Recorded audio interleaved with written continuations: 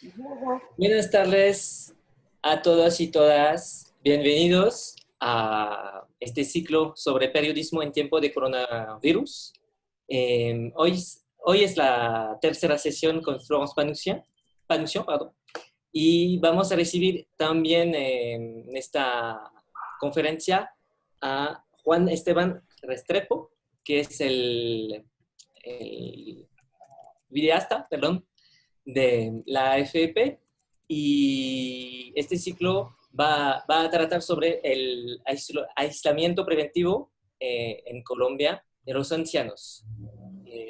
Pues voy a dejar la palabra a Florence. Muchas gracias otra vez por venir y gracias a Florence y a Juan por acompañarnos. Ustedes por la invitación. Gracias a ustedes por la invitación, por estar presente con nosotros. Vamos a hacer como las últimas veces lo mejor que podemos con este medio. No es tan amigable que estar juntos en una sala, pero bueno, la idea es de compartir un poco el trabajo que hicimos con el equipo de AFP en Bogotá sobre dos temas. Hay un tema que pusimos en la programación sobre el confinamiento de los ancianos, que en Colombia fue súper estricto, mucho más que en otros países.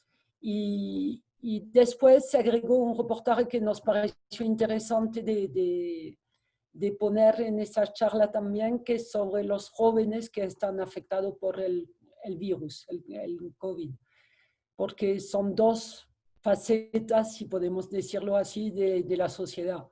Y que el uno es un poco la consecuencia del otro, que los jóvenes, el gobierno mandó tantos mensajes que los viejos se tenían que proteger, que los jóvenes se creyeron invulnerables y se contaminaron. Entonces, la idea cuando hicimos el reportaje sobre los ancianos, surgió primero de las reacciones de muchos de ellos en los medios, en las redes sociales, que se rebelaron, protestaron contra esa medida que le pareció que las autoridades le trataban como niños y que ellos eran perfectamente capaces de protegerse, de tomar sus precauciones y de escuchar los consejos de los médicos y todo. Y entonces fuimos primero a entrevistar a una mujer que es bastante conocida en Colombia, que es una franco-colombiana, que es Florence Tomás, profesora de psicología social y también muy feminista, que enseñó y fue directora del Departamento de Psicología de la Universidad Nacional. Y ella nos dijo, bueno, yo soy de la clase protegida, privilegiada, porque tengo una casa, tengo medio para comer, mi nevera está llena, tengo familia que me cuide, sus hijos que la llamaba, que le hacía las compras. Pero ella entonces decía, bueno, hay dos situaciones totalmente distintas. Hay las personas de más de 70 años que se pueden cuidar y que tiene apoyo familiar o seres queridos que les cuiden. Y hay ancianos que no tienen otro modo que buscárselo para comer y que están solos y aislados. Y entonces la idea fue de ir a buscar esas personas más vulnerables, porque más aisladas, que más pobres, y encontremos, bueno, un grupo de ancianos que viven en unas condiciones muy difíciles. Y lo que le propongo, le voy a mostrar, bueno, el texto con algunas fotos y el video que grabó Juanes, y después le propongo que Juanes le explique cómo él encontró a esos ancianos. Yo encontré a Florence Tomás y él encontró al otro grupo, y cómo preparamos este reportaje y cómo lo grabamos, porque en la casa de Florence Tomás fue bastante fácil. Además, yo le propuse de no entrar en la casa, de hacerlo afuera, y ella dijo, no, no, no hay problema, si tomamos precauciones, no hay problema, y nos acordó y hasta nos invitó a un café, que van a ver que la condición en la cual vive el otro grupo, el grupo de esos ancianos que viven en condiciones muy humildes, y ahí fue bastante difícil mantener la distancia. Y van a ver que no había muchas precauciones. Entonces, primero le propongo, le voy a mostrar, bueno, el texto, y Aurélien después le compartirá los enlaces para que así lo pueden leer tranquilo.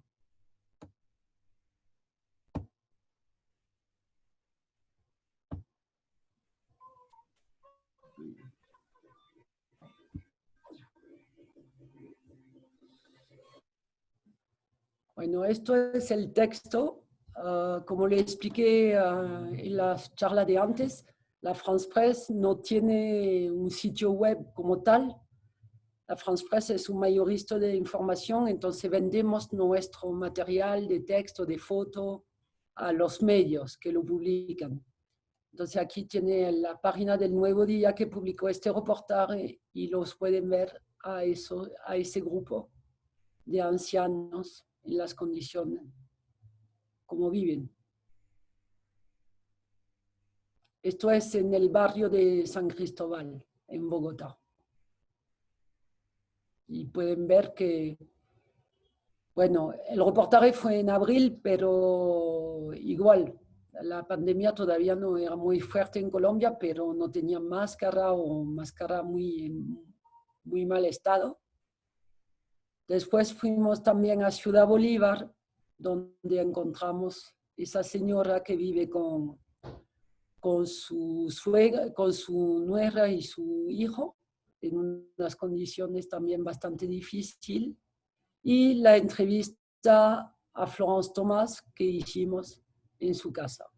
Entonces, este texto después lo pueden leer tranquilamente. Aurélien le va a pasar el enlace. Lo que le voy a mostrar ahora es más bien el video que le va a dar una idea.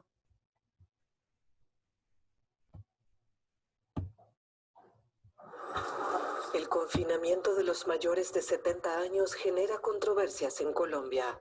Algunos lo desafían en una reivindicación de libertad y otros por necesidad, como Eleodoro Quijano, quien solía mendigar en las iglesias en los barrios ricos del norte de Bogotá. Sin documentos de identidad, no puede recibir el subsidio de unos $22 mensuales prometidos por la alcaldía a unos 50.000 ancianos durante 3 meses de pandemia. Allá, por lo menos en Raquel, son 4 mesitas, y no solamente hay para la gente, cualquier monedita le sirve a uno, pero como ahora está cerrado. Las 4 personas que viven en esta morada salen a diario para vender a los recicladores metal, cartón o papel que encuentran en la basura. Como Eleodoro y sus compañeros de casa, al menos 1.600.000 adultos mayores viven en la pobreza extrema en una de las naciones menos equitativas de América. La lluvia aleja la pandemia que se va pidiendo. Y si usted cree en eso, se enferma rápido. Cuando uno no cree en eso, de que hoy no le digo que si no me muevo, entonces ¿de qué como? En Ciudad Bolívar, una localidad pobre al sur de Bogotá, Ana Elvira Pineda llora porque se siente muy inútil y reza para que el encierro acabe pronto. Encerrada se siente uno aburrida y le da uno mucha tristeza porque de saber que uno ya está viejo y que uno ya no puede ni salir a ninguna parte, ni lo dejan salir ni nada. El presidente Iván Duque provocó revuelo al referirse a los adultos mayores como abuelitos en su llamado a proteger a los más vulnerables ante la enfermedad, lo que fue considerado por varias personalidades una infantilización de los ancianos. Aunque el mandatario se disculpó por el lenguaje, les amplió el aislamiento obligatorio hasta finales de agosto. De ninguna manera este aislamiento ha buscado discriminar o afectar o dañar la calidad de vida que tienen los mayores de 70 años. Florence Thomas, una profesora de psicología y reconocida feminista, es consciente de que es una privilegiada, con su nevera llena y con amigas e hijos con quien hablar por teléfono. Pero está molesta con las palabras del presidente y atribuye el confinamiento de los ancianos a un sistema de salud deficiente. Se les ha truncado su libertad, no se quiere oír sus voces, es decir, los están tratando un poco como parias. Y yo creo que muchos adultos mayores están sintiendo eso. Florence dice además que los adultos mayores se sienten como Perdón. niños, tras la medida de poder salir durante media hora 3 veces a la semana desde el lunes, al igual que los menores de 5 años. Y pone énfasis en que la tristeza también mata.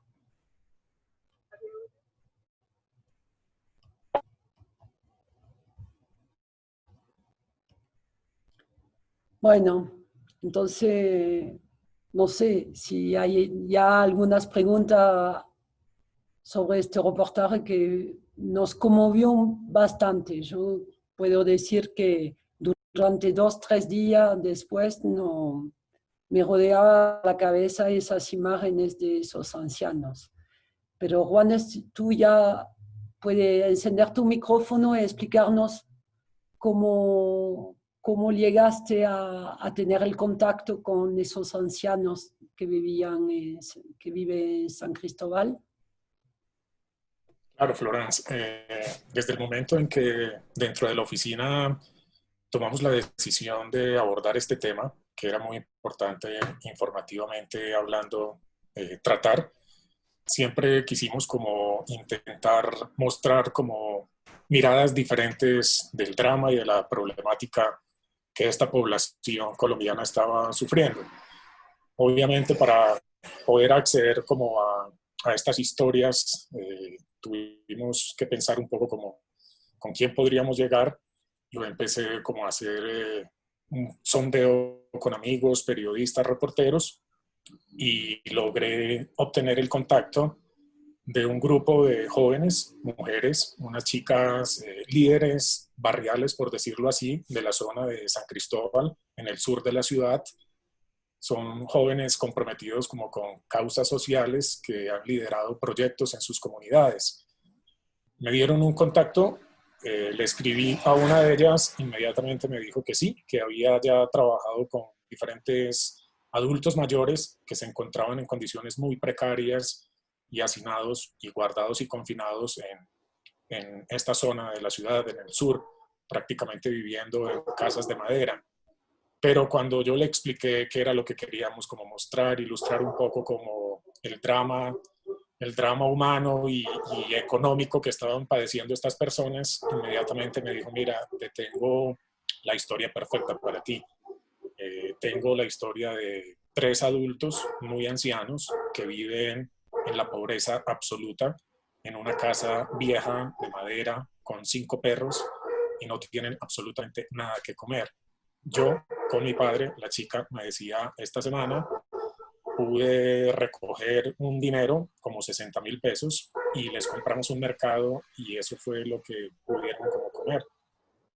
Me envió un video que ella había grabado, me dijo, mira, para que te convenzas de lo que te estoy mostrando y de lo dramático de la situación.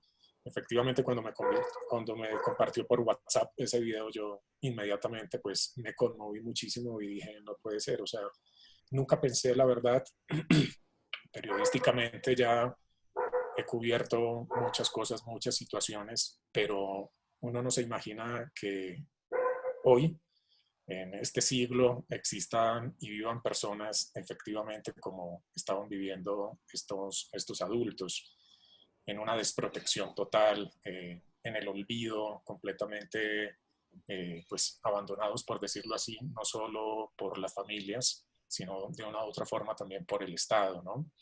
Entonces, cuando ya tenía esa información concreta, cuando la fuente inicial, o sea, la líder, me había dado luz verde para hacer el reportaje, ya simplemente nos pusimos de acuerdo nosotros con Florence y ya coordinamos tiempos de grabación y nos desplazamos hacia esa zona. Efectivamente, pues cuando llegamos, el impacto fue muy fuerte, porque pues encontramos, como vieron en el video, una situación muy dramática. Inicialmente la señora que vieron en el video no había llegado, estaban los dos hombres más adultos, porque también vive junto a ellos uno más joven de aproximadamente 58, casi 60 años. Pero antes de iniciar a grabar y de fotografiar, cuando llegamos como para conocerlos un poco y hacer como el trabajo de preproducción, por decirlo así, en el sitio, también empezamos como a descubrir que tenían un poco también, yo creo, como de demencia, por decirlo así, un poco incoherentes en las respuestas, enfermos.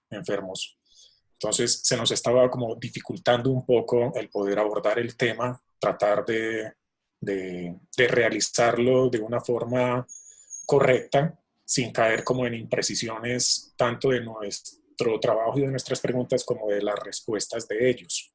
Tratar de ser como lo más respetuosos y nobles para con ellos. Empezamos y bueno, el tema fue empezando a fluir un poco. Los adultos efectivamente nos generaron confianza, nosotros también le generamos confianza a ellos y el tema empezó a fluir. Empezamos a hacer unas entrevistas, a tratar como de registrar lo más cotidiano posible cómo vivían en su habitación. Y unos 10 minutos, 15 minutos después llegó la señora.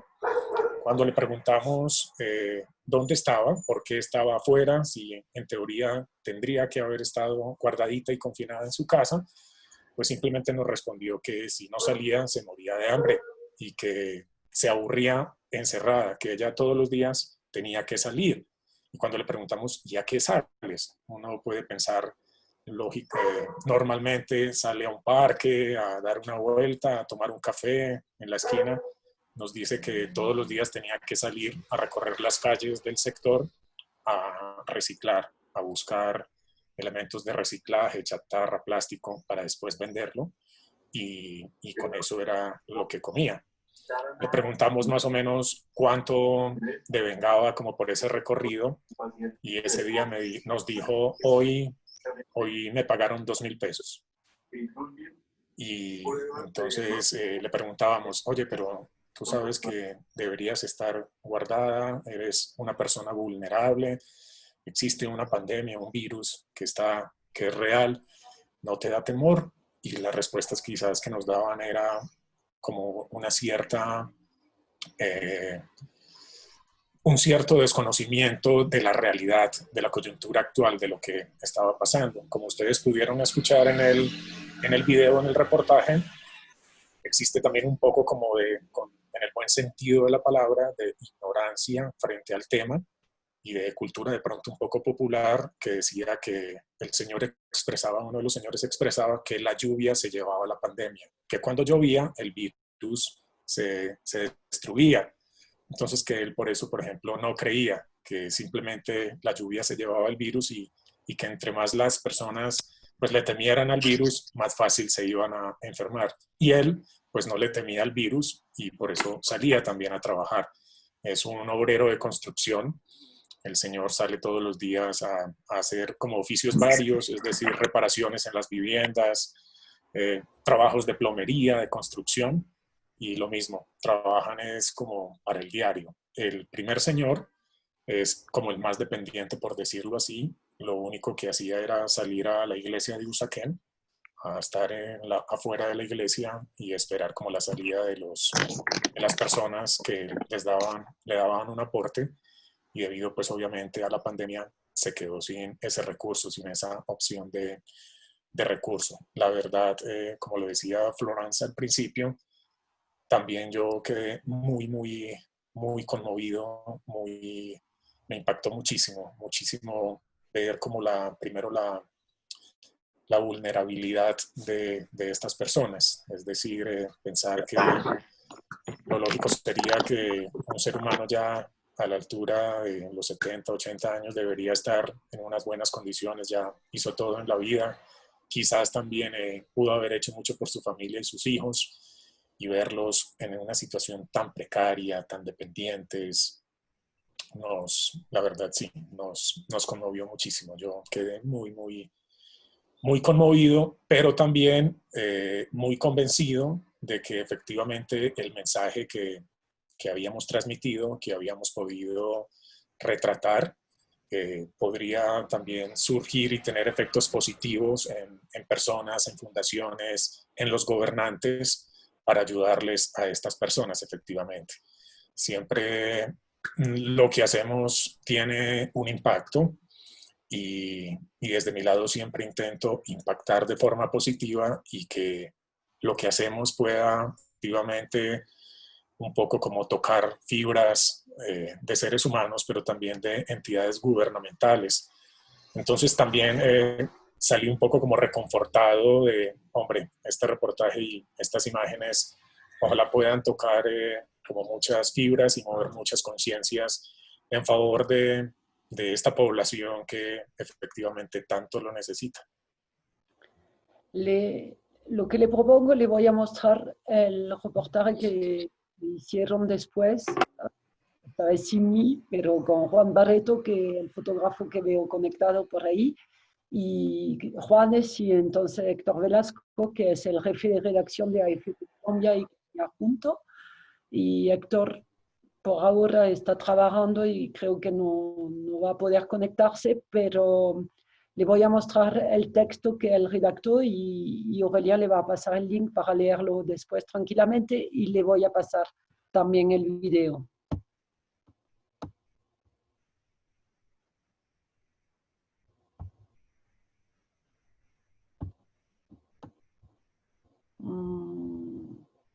No, esto no.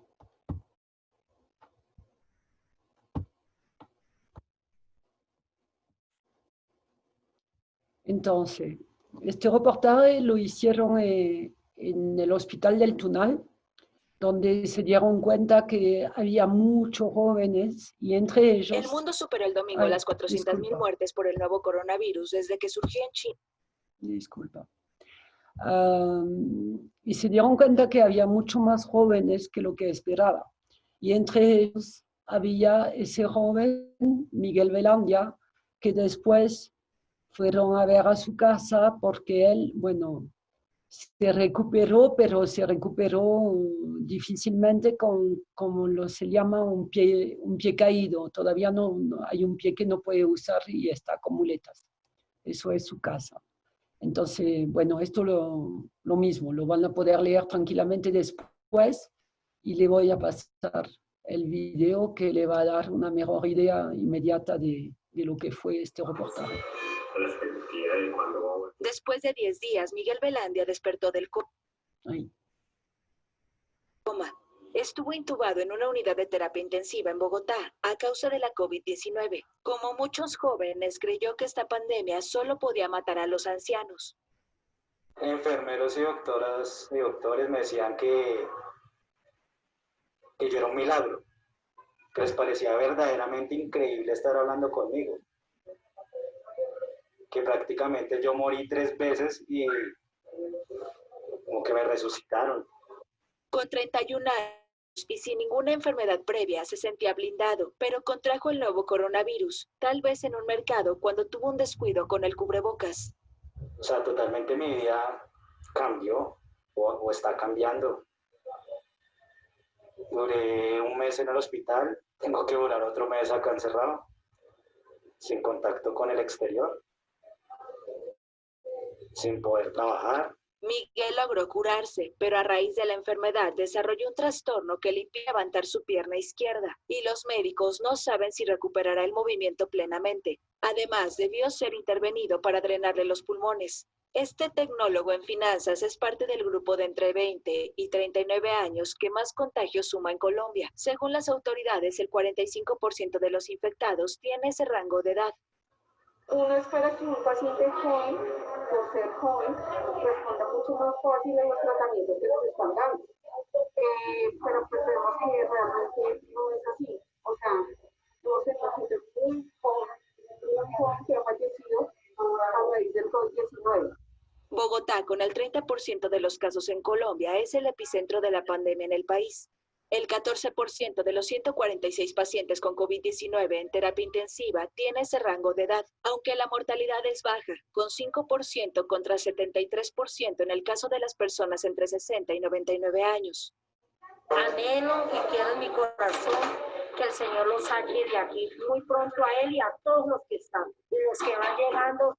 Médicos y expertos hacen énfasis en que los jóvenes siguieron saliendo. Cuando el gobierno decretó un encierro estricto para casi 3 millones de personas mayores de 70 años hasta finales de agosto. Que las personas entre 20 y 40 años se están viendo más afectadas, tal vez es porque es el mayor de personas que están saliendo a trabajar, a hacer sus actividades y las que mayores tiempo están expuestas al contagio de. Y ante la crisis económica, las autoridades liberaron más actividades, pese a que diario crecen los casos y las muertes.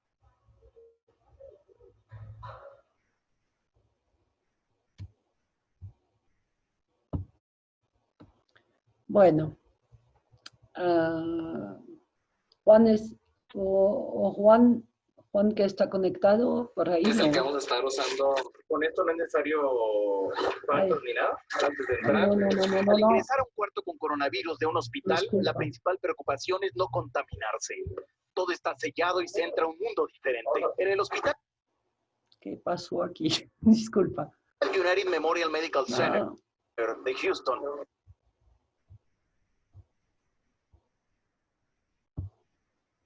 Disculpa. Pues no todos somos muy ágil con Zoom todavía.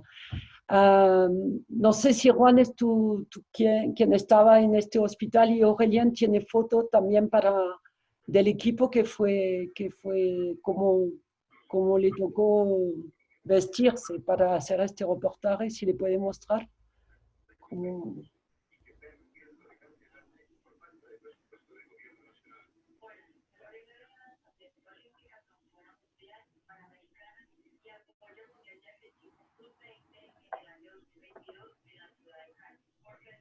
En esta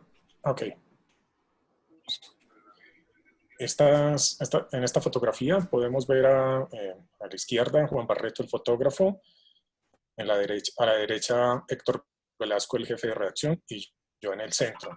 Obviamente, para poder ingresar al Hospital El Tunal, teníamos que ingresar con las máximas medidas de seguridad, con todos los elementos de bioseguridad para poder cubrir este reportaje. Inicialmente hay como una historia detrás del reportaje. La oficina de prensa y de comunicaciones del hospital nos había realizado una invitación para conocer un programa muy bonito que ellos están liderando, que como vieron en una de las secuencias, la señora que está hablando a través de su celular y está viendo a su hijo que estaba en la unidad de cuidados intensivos. Este hospital creó un programa que permite como comunicar y acercar a las personas que se encuentran internadas en la unidad de cuidado intensivo con los familiares que están afuera de la unidad de cuidado intensivo. Y esto lo hacen a través de videollamadas, de mensajes por WhatsApp, mensajes de voz. Una psicóloga del hospital los conecta en vivo y los pacientes que están conscientes pueden ver a sus familiares y escucharlos. Y también los que están inconscientes, la psicóloga les amplifica los mensajes de voz que las familias les transmiten. Entonces, inicialmente íbamos como a hacer ese reportaje. Cuando llegamos al hospital y tuvimos la reunión con la jefe de prensa, empezamos un poco como a hablar, a ahondar como en los temas, en las cifras, y Héctor Velasco, el jefe de redacción, empezó a preguntar, a ahondar un poco más en el tema, y cuando llegamos como a las cifras, nos impactó muchísimo que efectivamente la mayoría de las personas que estaban internadas y que habían de pronto ya salido y se habían recuperado eran jóvenes. El porcentaje era muy alto. La jefe de prensa nos decía que efectivamente quienes más estaban afectando en ese momento en el hospital eran los jóvenes, y que en ese momento habían jóvenes que estaban internos allí.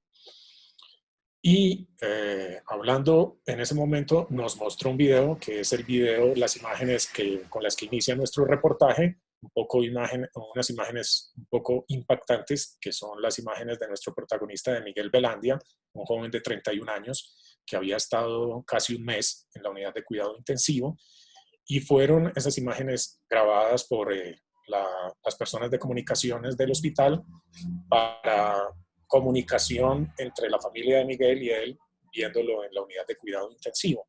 Entonces la jefe de prensa nos dijo, mira, este es un caso muy bonito, es un caso exitoso, es un joven que se ha recuperado, estuvo casi un mes en cuidados intensivos al borde de la muerte, por fortuna se salvó, se recuperó y ya está en su casa, en cuarentena, esperando los resultados de la segunda prueba para mirar si ya es negativo.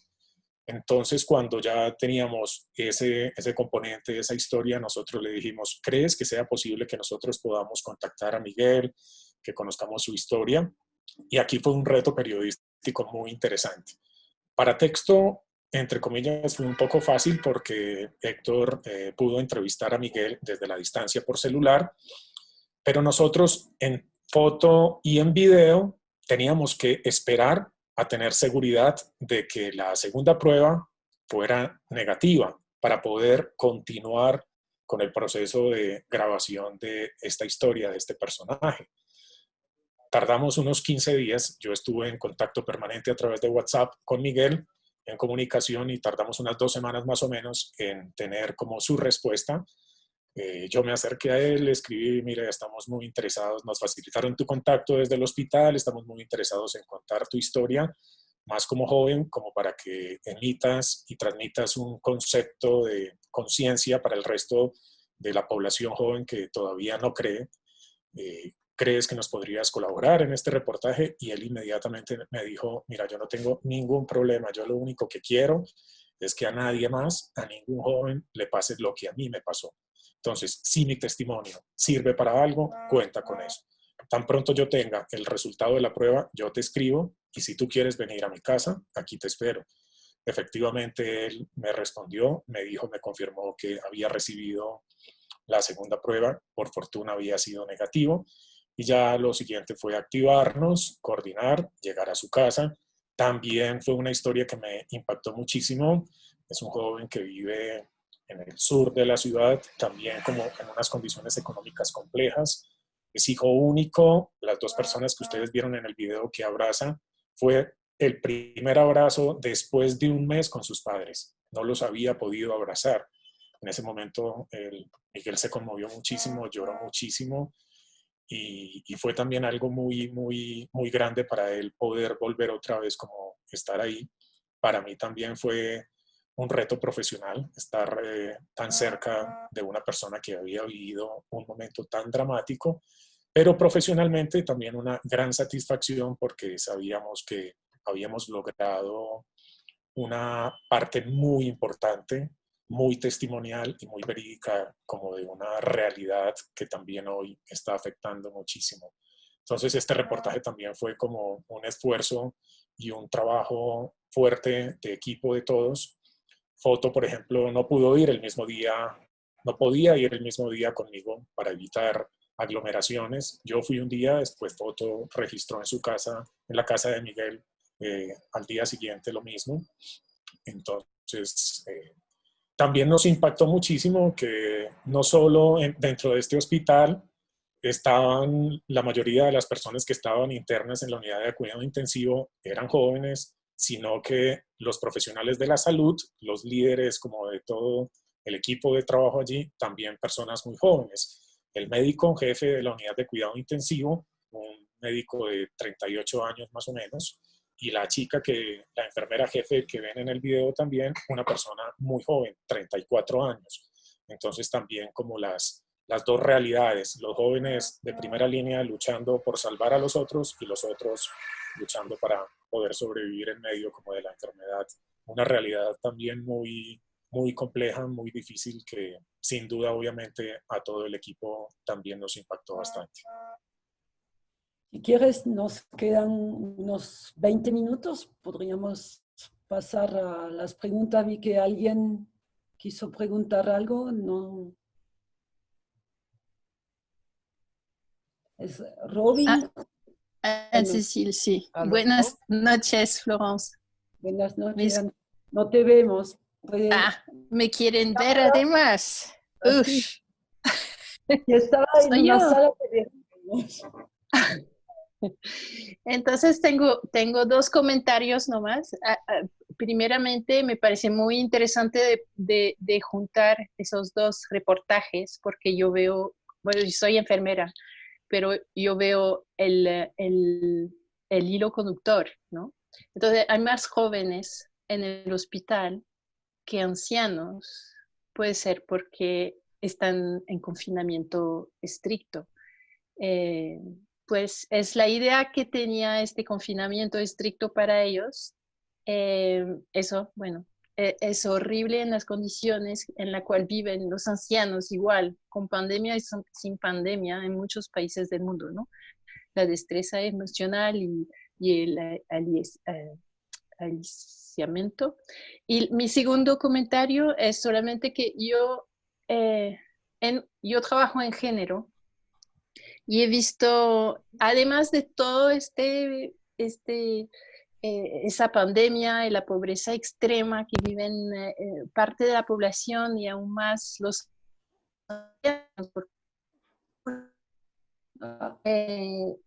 yo he trabajado apoyando un proyecto en el Codito, ¿me escuchan? Sí, y habían hecho un proyecto, ¿está entrecortado? Entrecorta. ¿Desde el principio? No. Acá tengo... Ok, entonces yo apoyé, me cambié. Entonces, he apoyado un proyecto en el Codito, que era un proyecto intergeneracional, porque daban meriendas a los niños para que hagan la tarea en una fundación, y 3 veces por semana tenían ancianos que venían y le procurían almuerzos. Y entonces hablamos eran 8, creo que había 6 hombres y 2 mujeres. Y las mujeres se burlaban porque decía, es que ellos no saben hacer nada en la casa, entonces la familia no le da espacio. Nosotras podemos cocinar, podemos cuidar los niños, podemos ir a hacer las compras, y es eso, ¿no? ¿Cómo decir? La división de los roles en la sociedad es tan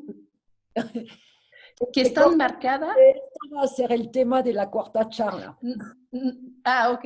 Pero sí, con los ancianos es muy grave para los hombres, porque no tienen más rol. Una vez que no pueden salir a trabajar, ya no tienen de comer. En una franja de la población. Va a ser la temática de la próxima charla, porque justamente cuando entrevistamos a Florence Thomas, por supuesto, como feminista, ella se puso a hablar de esto. Y es bastante interesante con las diferencias entre los hombres y las mujeres frente a Es lo que resentí cuando vi esos hombres ahí solos. Y la mujer tenía... Hay una mujer con ellos, pero es la mujer que sale más a la calle a buscar plata. Sí. Bueno, en fin, eran mis sentimientos, ¿no? Y muy buen trabajo. Es esencial que ustedes salen bajo esas condiciones muy, muy complicadas para darnos cuenta, ¿no? En nuestras burbujas ahí del norte, ¿no? Gracias. Bueno, muchas gracias. Ya, yo dejo la palabra de Max.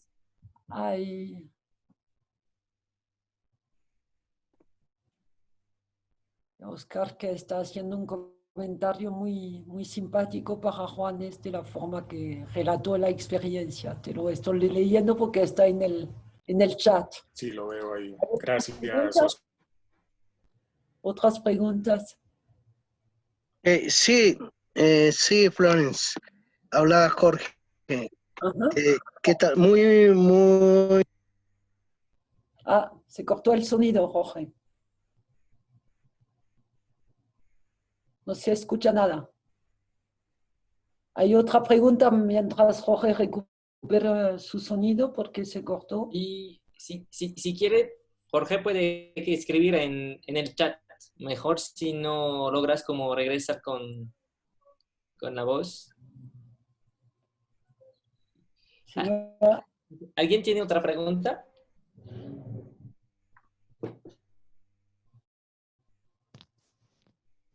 Ya.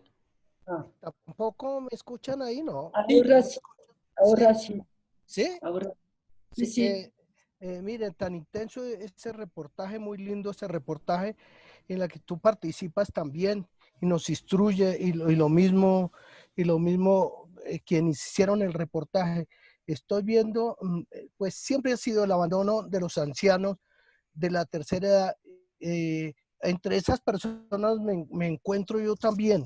Veo una cosa muy grave, que ahora todas las personas de 60 años para arriba se ve que no servimos para nada. Por eso fue el que este ministro Roald Holmes metió esa tutela. Yo creo que ese aislamiento va a acabar con la gente de los 60 años para arriba. También quería hacerles una pregunta, que si a los niños, si no vieron niños en ese hospital, si no había niños, Florence. Yo no estaba en el hospital, pero por lo que me contaron, había una mayoría de hombres, Juanes, de hombres. A Juanes, si le hago esa pregunta. Sí, Jorge, gracias. No, en esa unidad de cuidado intensivo donde nosotros fuimos a cubrir, no habían niños, no habían menores de edad. Había un gran porcentaje de jóvenes entre los 20, 40, y había también un grupo de adultos también, pero no había menores de edad. Mujeres también, ¿no, Juanes? Por lo que sí, también. Claro, sí. Una sola mujer. Lo que pasa es que obviamente por razones estrictas de seguridad para los pacientes, para los trabajadores de la salud y obviamente para nosotros, podíamos solo llegar hasta un punto desde donde logramos hacer, como tanto nuestro compañero Juan Barreto, las fotografías, como yo el video. Entonces, solo para que lo entiendan un poquito, tuvimos solo como una perspectiva de la situación. No tuvimos como acceso a otros ángulos que nos permitieran de pronto comprobar qué otro tipo de personas estaban allí en ese momento internas. Gracias. Para volver al tema del confinamiento obligatorio de los ancianos, una cosa que me pareció interesante que nos dijo Florence Thomas, dijo, no se puede comparar una persona de 70 años con una persona de 90. Y que es verdad que hay personas de 70 que están mucho más en forma que personas de 50, porque se cuiden, porque hacen ejercicio, porque comen sano. Y lo que le molestaba más a todos, creo, es la generalización de tratarlos todos iguales, a los que cuando hay personas de 40 o 50 años que tiene enfermedades, que tiene diabetes, que tiene hipertensión, problemas de corazón, y que son mucho más vulnerables que una persona de 70 años que está en forma. Y que además le dio la impresión que esa decisión fue sobre todo por la falla del sistema de salud, que no podía atender a todos, entonces había que hacer una selección y que había que apartar los viejos porque ellos no podían ocupar todas las unidades de cuidado intensivo, porque es verdad que en este reportaje hay muchos jóvenes en los cuidados intensivos, pero la mayoría de la gente que está muriendo del COVID son los ancianos de más de 75 años. ¿Hay otras preguntas? Oui, je ne sais pas pourquoi critican tanto a Florence Thomas. Si es una pionera en Colombia, pues la critica porque es feminista, obviamente. Total. Pero no me parece, o sea, yo la conozco, he tenido la oportunidad de leer sus libros, soy católica y pues me parece que es un gran trabajo el que ella realiza aquí en Colombia. Si no fuera por ella y por muchas mujeres como ella, pues no tendríamos la oportunidad. Además, lo que tú dices, mira la amabilidad con que nos dejó entrar a la casa de ella, y pues eso no lo hace cualquier persona. No. Me parece más bien que deberíamos contar con la ayuda de ella y, como dice Juanes, ojalá podamos llegar a muchas empresas y muchas ayudas gubernamentales para poder ayudar en realidad a esta gente. También valoro mucho el trabajo que hizo la persona que trabaja en el Codito, porque he tenido la oportunidad de trabajar con esta gente y en verdad lo necesitan mucho.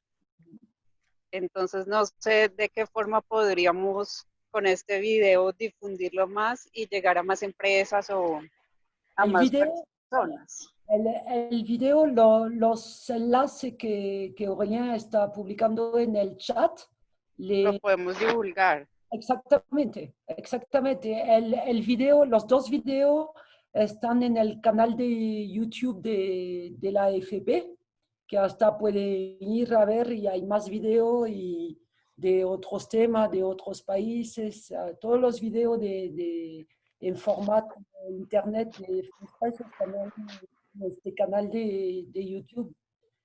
Y están ahí para ser vistos y compartidos, por supuesto. De acuerdo, sí. Y muchas gracias a todos ustedes. Además me encantó porque pues sé que eres francesa y pues hiciste el mayor esfuerzo para hablar en español con acento, pero se entendió muy bien. Y pues además muy bueno que tengamos la oportunidad de contar con alguien de tan alta categoría. Gracias. Bueno, yo vivo en Colombia desde 5 años ya y me toca hablar en español porque en mi equipo hay gente que no habla francés, como Juanes, por ejemplo. Entonces, si quiero comunicar con mi equipo, tengo que hablar en español. Y ellos son muy amables y hacen el esfuerzo de entenderme cuando pronuncio mal o cuando no conozco la palabra.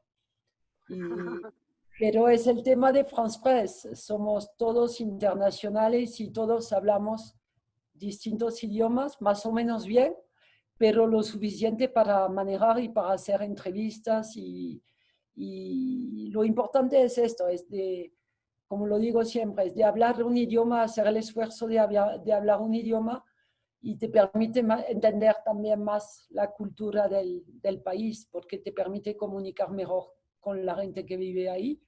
Y ahí, bueno, lo hablamos como lo hablamos. Te puedo asegurar que mis hijos que crecieron de chiquito en país fuera de Francia, hablan mucho mejor que yo, porque lo aprendí. ¿Hay otras preguntas? Porque estamos casi por terminar. Sí, mira, pues, ¿esos reportajes los van a seguir haciendo en ese mismo hospital o van a recurrir también a otros hospitales? No. France Press no repite. Nosotros no somos especializados en... Cubrimos distintos temas, distintos ángulos. No vamos a volver especialmente a este hospital o a otro. Depende de lo que está pasando, de las historias que encontramos. Se puede que en algún momento volvemos a un hospital porque ahí hay una historia interesante que contar. Pero hicimos muchísimos reportajes distintos que pueden encontrar buscando en el canal de YouTube con la palabra clave Colombia. Van a encontrar todos los videos que grabamos de todos los reportajes que hicimos. Y van a ver que hicimos también, bueno, lo que hablamos la semana pasada sobre los indígenas. La semana próxima va a ser más sobre Florence Thomas y la diferencia entre hombres y mujeres. Bueno, hicimos un reportaje con personas independientes que no son de France Press, pero que nos permitieron grabar en la Amazonia, en la isla de Santa Cruz del Islote, que es la más poblada una de las islas más pobladas del mundo, y donde como la gente está pasando el confinamiento ahí y como es muy difícil mantener la distancia. Entonces, nuestro trabajo es demostrar distintos puntos de vista y distintos ángulos de lo que está pasando, y no solo de la pandemia, pero de otros temas también. ¿Otras preguntas? Hay una en el chat, Florence. El reportaje que realizaron, lo realizaron en el Tunal en este mes, fue, no, en el Tunal fue mayo, ¿no? Mayo-junio. Fue en junio. Fue en junio.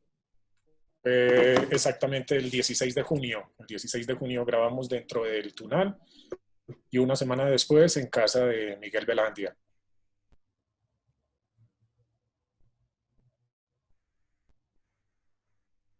Otras.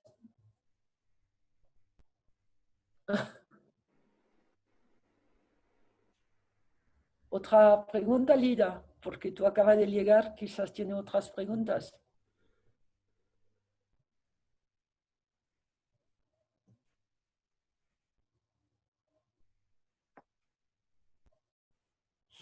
Bueno, el reportaje, como lo dije, tiene el enlace un poquito más arriba. Aurelia lo publicó, si lo quieren leer.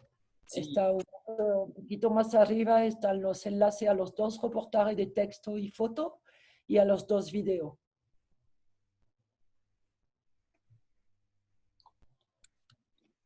Bueno, si no hay más preguntas, creo que nos vamos a despedir, ¿no, Aurelia? Sí, voy a copiar otra vez para la gente que llegó tarde los enlaces, porque no lo van a alcanzar a ver. Y pues si no hay otra pregunta, pues sí, les invitamos a la próxima, la última de este ciclo, que justamente va a tratar de lo que casi estábamos iniciando hace un par de preguntas sobre pues, la diferencia de, como me digas, France, de hombres y mujeres, como lo dijo muy bien Cecil en el chat, la pandemia, el COVID afecta mucho más a los hombres que a las mujeres también.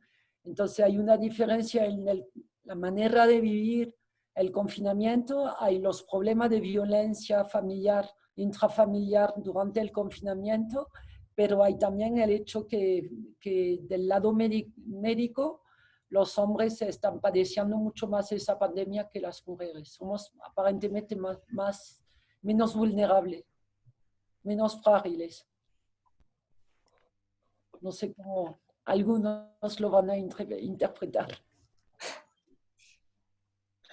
Pero le doy citas si le interesa este tema y que podemos intercambiar, porque la semana próxima lo que le voy a mostrar no va a ser un solo reportaje, entonces tendremos mucho más tiempo para debatir de este tema.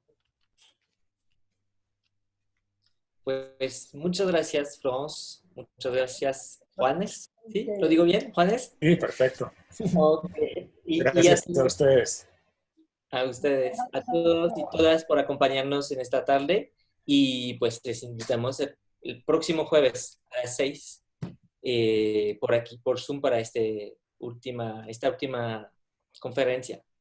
Muchas gracias a todos. Muchas gracias a todos. Buenas noches. Gracias, Florence. Gracias, Juanes. Gracias a todos. A ustedes. Gracias. Chao. Chao.